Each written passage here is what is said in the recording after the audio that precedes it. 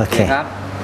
ครับสวัสดีครับป๋าครับ สวัสดีครับอาจารย์ ครับป๋าช่วยแนะนำชื่อนามสกุลหน่อยครับผมอุดมเจ๊กสุขเดินอยู่ลพบุรีครับ ครับอุดมเจ๊กสูงเนิน ครับ อยู่ลบบุรีครับก่อนที่ป๋าจะมาบำบัดเมื่อสักครู่เนี้ยป๋ามีอาการอย่างไรมาก่อนครับ อ๋อปวดที่ส้นเท้าครับ ปวดที่ส้นเท้า ครับผม ข้างเดียว สองข้างครับ สองข้างเลยนะครับ โอ้โชคดีนะครับปกติบางคนเขาเป็นข้างเดียวนี่ป๋าโชคดีเลย ได้ ได้ กำไรได้ดับเบิลได้สองข้างเลยนะครับมีอาการที่จุดเดียวจุดอื่นๆของร่างกายมีอาการป่วย ไม่มีครับ ไม่มีนะฮะ ที่ส้น ครับ เท้าอย่างเดียว ที่ส้นเท้าอย่างเดียวเลยนะครับ เวลาขับรถมันขับยากอาจารย์ อืม มันต้องเอาขานอนไว้อย่างนี้แล้วขับ โอ้ถ้าวาง ปวดมาก วางตรงๆมันจะปวดมาก ปวดมาก เวลาเดินย่ำ ปวด น้ำหนักลงไปปวด ครับ นะครับโทษครับป๋าลุกขึ้นยืนหน่อยครับ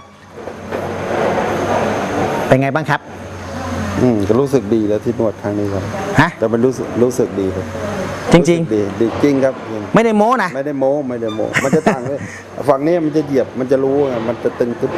อื ตึง ม ฝั่งนี้มันจะตึงใช่ปะฝั่งนี้ ครับ จะรู้ส้นเรามันจะรู้เวลาลง ครับผม อ่า อ่า คือไม่รู้นะว่าเพิ่งลุกหรือเปล่า แต่ ครับ ตอนนี้รู้ว่าดี ดี อ่า ครับผม รู้สึก ป๋า ได้ ลองเดินครับขอโทษป๋าลองเดิน เดินไปทางนู้นแล้วเดินกลับมาครับ ต้องร้องเพลงด้วยไหม ร้องเพลงสักหน่อยก็ได้ครับ รู้สึกเบา ยังปวดส้นไหม ไม่ปวด ไม่ปวดแล้วเพียง 10 กว่านาทีครับท่านผู้ชม เหลือเชื่อนะครับ ครับ เหลือเชื่อนะเราไม่ได้บอกว่าเฟิร์มแม็ก3จะทำให้อาการเจ็บป่วยของท่านหาย แต่ว่าจะทำให้ดีขึ้นเท่านั้นเองนะครับ แต่ว่าเดี๋ยวสังเกตดูนะครับหน้าของป๋าเนี่ยจะมีเงาข้างเดียวป๋าช่วยมองกล้องหน่อยครับนะฮะเห็นไหมครับ จะเงาข้างเดียวส่องออร่าออกมาข้างเดียวเอง ครับ นะฮะเนี่ยนะผลิตภัณฑ์ของเราเป็นนวัตกรรมใหม่ในเรื่องของความงามและสุขภาพ ครับ เนาะแปลกแหวกแนวไม่ต้องกิน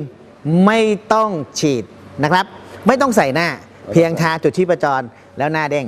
นะหน้าใสนะครับ หน้าหนุ่มขึ้นดูอ่อนเยาว์และมีของแถมครับท่านผู้ชมครับสุขภาพร่างกายของท่านที่มีจุดบกพร่องตรงไหน จะทำให้สุขภาพร่างกายท่านดีขึ้น แข็งแรงขึ้น แข็งแรงขึ้นเป็นของแถมครับท่านผู้ชมนะถึงตอนนี้ป๋าอยากใช้หรือยังครับ ยากครับยาก ครับผมวันนี้ที่สั่งเอาไว้ 7 ชุดได้มา 3 ชุดก่อนนะครับ ตอนนี้ของไม่พอ ยังดี นะ ยังดีที่ไม่ได้ ดีกว่าไม่ได้เลย ดีกว่าไม่ได้ นะครับดีกว่าไม่ได้เลยนะครับป๋าอยากจะให้ป๋าฝากความรู้สึกตรงนี้ไว้กับผู้ที่ยังไม่มั่นใจ ครับ กับตัวผลิตภัณฑ์ของเฟิร์มแม็ก3 ท่านผู้ชมเนาะทุกคน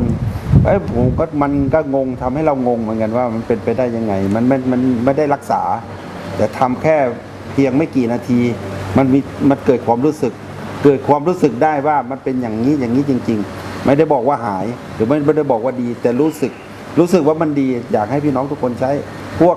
เป็นอัมพฤกษ์อัมพาตได้ไหม ลองดูครับลองดูครับป๋า อยากให้ลอง ครับ นะ ต้องลอง รู้สึกว่าเส้นมันจะคลาย ดีขึ้นมันจะดีขึ้นนะครับ เส้มัจะคลายรู้สึกว่ามันดีขึ้นเลยดีขึ้นมากเลย ครับแต่จุดประสงค์หลักของเราวันนี้เราต้องการให้ทำให้ป๋าหล่ออา แล้วก็หน้าอ่อนกว่าวัย ไอ้ตรงนี้แหละ นะครับ ผม วันนี้บันทึกภาพไปแล้วครับท่านผู้ชม เราจะดูเป็นระยะว่า 15 วัน 1 เดือน 1 เดือนครึ่ง 2 เดือนผ่านไป 3 เดือนผ่านไปเป็นอย่างไรนะครับ เราจะมีรายงานให้ท่านผู้ชมชมเป็นระยะ ต้องมีอุดม 1 อุดม 2ด้วย อ๋อใช่ครับผมนะต่อไปเนี้ยอาจจะมีคนมาถามหาน้องป๋าอยู่ไหมทั้งที่ถามหาคุยอยู่กับป๋าแท้ๆแต่เรียกน้อง นะครับ อยากได้ วันนี้ อย่างนั้น ขอบคุณป๋ามากนะครับเราทั้งสองคนคงจะต้องไปอีกเคสหนึ่งซึ่งกำลังรออยู่เหมือนกันครับท่านผู้ชมครับ เป็น